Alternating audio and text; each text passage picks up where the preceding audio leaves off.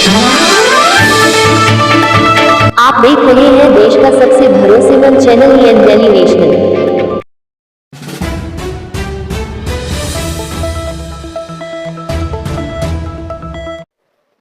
नमस्कार, आदाब, सत श्री अकाल। हम इस वक्त मौजूद है गोरखपुर के अंदर, हमारी टीम मौजूद है। टॉपिक है आने वाले जो इस वक्त मौसम बहुत तेजी से चेंज हो रहा है, ठंडे से गर्मी की तरफ बढ़ रहे हैं। रात का टेम्परेचर बहुत कम है, दिन में टेम्परेचर बहुत ज्यादा हो जा रहा है। अगर हम आज की बात करें तो आज लगभग अनुमानित जो है 24 डिग्री टेम्परेचर है, आज दिन का होने की अनुमान है, और रात में टेम्परेचर तकरीबन 7 डिग्री है। मौसम इतनी तेजी से फ्लक्चुएट कर रहा है जिसको लेकर के कहीं ना कहीं स्वास्थ्य के ऊपर बहुत बुरा असर पड़ता है। खास तौर से अगर हम आंख की बात करें तो उस पर भी बहुत ज्यादा असर पड़ता है। हमारे साथ अभी डॉक्टर एपी त्रिपाठी साहब मौजूद हैं, जो कि श्री साई नेत्रालय के निदेशक हैं, डायरेक्टर हैं, और उनकी देखरेख में पूरा ये हॉस्पिटल चलता है। खुद ये सर्जन है और विगत 30-35 सालों से इस फील्ड में है। आइए हम उनसे जानने की कोशिश करते हैं कि क्या कुछ प्रिकॉशंस लेना चाहिए, क्या जनरल इस वक्त आंखों के साथ परेशानियां होने की संभावना है। आपका बहुत बहुत स्वागत है। नमस्कार जी। किस तरह से जैसे मौसम चेंज हो रहा है, बहुत तेजी से ठंडे से गर्म, गर्म से ठंडा हो रहा है, क्या सावधानियां बरतनी चाहिए, खास तौर से आंखों की अगर हम बात करें तो? यदि मरीजों को, जिन लोगों को हड्डी की बीमारी हो, गाउटी आर्थराइटिस हो, रूमेटॉइड आर्थराइटिस हो, तो उन लोगों को जो मौसम चेंज होता है उनमें खास सावधानियां बरतनी पड़ती है। इससे क्या होता है कि हमारे आंखों में कुछ प्रोटीन आते हैं जिसे आंखों में हम आंख की गठिया बोलते हैं, आंखें लाल होने लगती हैं। यूजुअली एक आंख से शुरू होती है।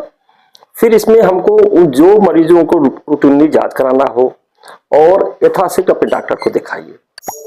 क्या ये जनरल जब भी इस तरह से डिसऑर्डर होगा मौसम का तो ये होता है क्या? हाँ, जिन लोगों में हड्डी की बीमारी हो, सीरम यूरिक एसिड है, रूमेटॉइड आर्थराइटिस है, आरए फैक्टर है, BHLA-B25 है, उनका बढ़ा होता है, तो वो गर्मियों से जब मौसम चेंज होता है तो उनमें प्रोटीन कुछ निकलता है, वो हमारे आंखों को नुकसान करता है। वो उसको हम एवियाइटिस बोलते हैं या आयराइटिस बोलते हैं।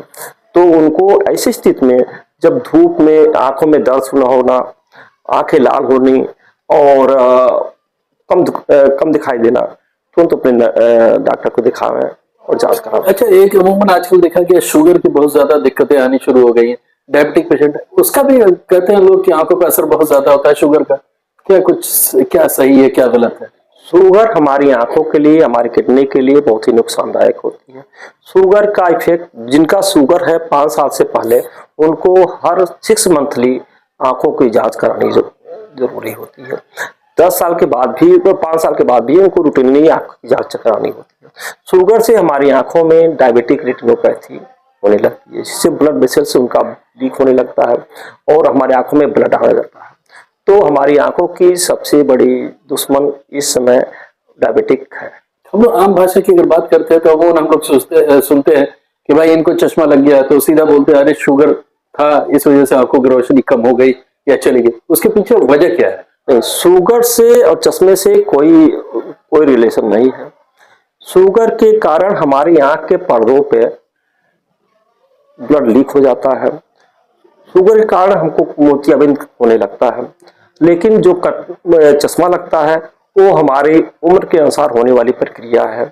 उसको चश्मा लगना एक रिफ्रैक्टिव एरर होता है, ये बीमारी नहीं होती है। लेकिन शुगर से हमारी आंखों को नुकसान पहुंचता है। उससे सही किया जा सकता है उसको चश्मे से, मेडिसिन से उसका इलाज है, उसका इंजेक्शन है, और शुगर का रूटीनली चेक करके शुगर की दवा लेके हम अपनी लाइफ को अच्छी बढ़ा सकते हैं। और चश्मे से शुगर के कारण होने वाले नुकसान को नहीं बचाया जा सकता। चलिए, अगर आजकल के बच्चों की अगर बात करें तो बच्चे जो है मतलब आंख की सफाई अच्छे से नहीं कर पाते हैं, या जो उनके पेरेंट्स है वो नहीं कर पाते हैं।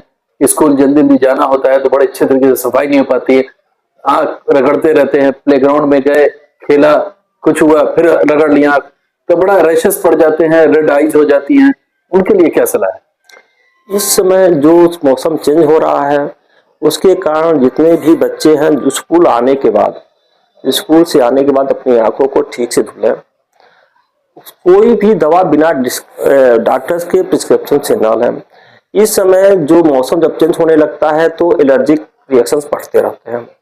एलर्जिक हो गया तो उसको एलर्जिक की दवा दी जाती है। अपने आप से कोई मेडिकेशन ना लें और रूटीनली बच्चों को मोबाइल से थोड़ा सा दूर रखें।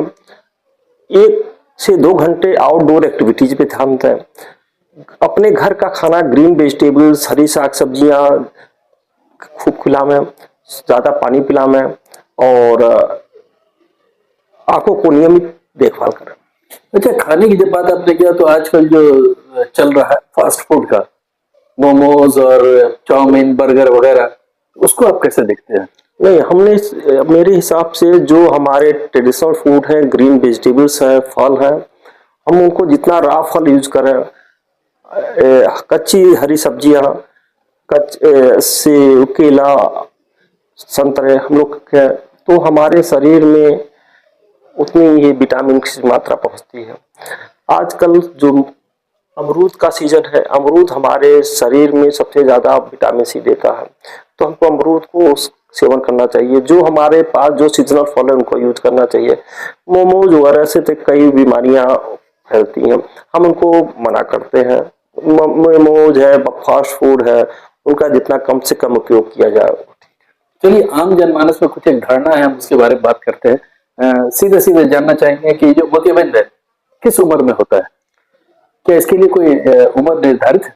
नहीं, मोतियाबिंद किसी भी उम्र में हो सकता है। कांजनाइटल कैटरेक्ट बच्चों के आंख में, पेट में रहते हैं तभी भी हो जाता है। वो 2 से 3 साल के बाद में डेवलपमेंटल कैटरेक्ट हो सकता है। चोट से ट्रोमेटिक कैटरेक्ट हो सकता है, डायबिटीज से कैटरेक्ट हो सकता है, बायोकेमिकल चेंजेस से कैटरेक्ट हो सकता है, एज रिलेटेड कैटरेक्ट होता है जो 50 साल 55 साल के बाद होता है। तो कैटरेक्ट की कोई भी सीमा, कोई भी एज निर्धारित नहीं होती है। किसी भी उम्र में कैटरेक्ट हो सकता है और किसी भी उम्र में इसका इलाज जरूरी है। क्या ये दवा से ठीक हो सकता है? मोतियाबिंद दवा से नहीं सही होता है, उसका सिर्फ और सिर्फ इलाज ऑपरेशन ही होता है। अच्छा, मोतियाबिंद के ऑपरेशन की बात करते हैं। अगर जिनका जो है 5 साल 6 साल ऑपरेशन हो जाता है, वो कहते हैं कि अब धुंधला दिखने लगा है, तो जब वो डॉक्टर्स के पास जाते हैं तो उनको बताते हैं कि एक झिल्ली ऊपर आ गई है, और फिर उसको 5 मिनट 7 मिनट का कोई ऑपरेशन होता है, उसको ऑपरेट करके ये क्या है? ऑपरेशन के बाद कभी कभी जो आंख की झिल्ली होती है वो मोटी होने लगती है, उसमें कुछ सेल्स आने लगते हैं, उसको हम लेजर, NDR लेजर द्वारा उस वहाँ झिल्ली को काट देते हैं।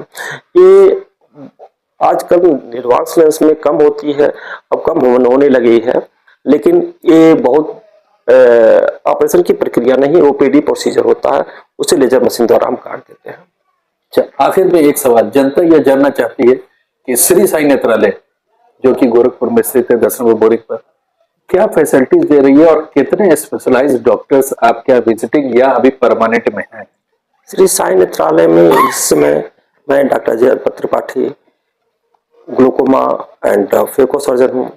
डॉक्टर सबा खान जो अभी ज्वाइन की हैं, मुंबई से आई हैं, वो भी फेको सर्जन और ग्लूकोमा सर्जन हैं। ये डॉक्टर सबा खान के बारे में जो आप बता रहे हैं वो रेगुलर है, डेली है? हाँ, या विजिटिंग है? नहीं, डॉक्टर सबा खान प्रत्येक दिन बैठती हैं, 10 बजे से 8 बजे तक बैठती हैं। उनका अलग ड्यूटी है, उनकी अलग प्रोसीजर है, और वो ग्लूकोमा और फेको सर्जन है। तो डॉक्टर देवाकांत भी हैं? रेटिना के लिए हमारे यहाँ डॉक्टर देवाकांत मिश्रा बाहर से आते हैं।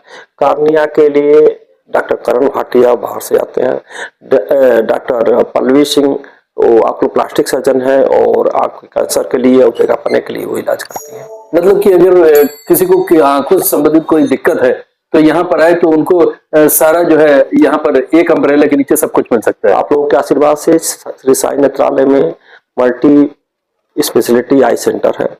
यहाँ आके सभी इलाज अच्छे सस्ते में अच्छा हो जाता है।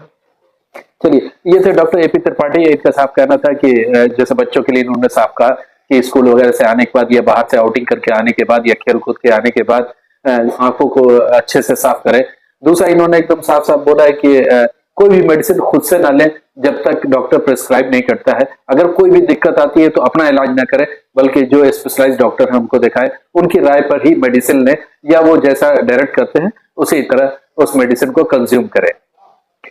तीसरी बात कि साफ साफ इनका ये कहना है, और हम लोगों ने देखा भी है केसरी साई नेत्रालय जो एक अम्ब्रेला है, इसके नीचे अगर किसी को भी आंख संबंधित कोई भी परेशानी होती है तो वो आ सकता है। एक अम्ब्रेला के नीचे सारी फैसिलिटीज अवेलेबल है, चाहे वो ओपीडी की हो, चाहे सर्जरी की हो, चाहे स्पेशलाइज्ड हो।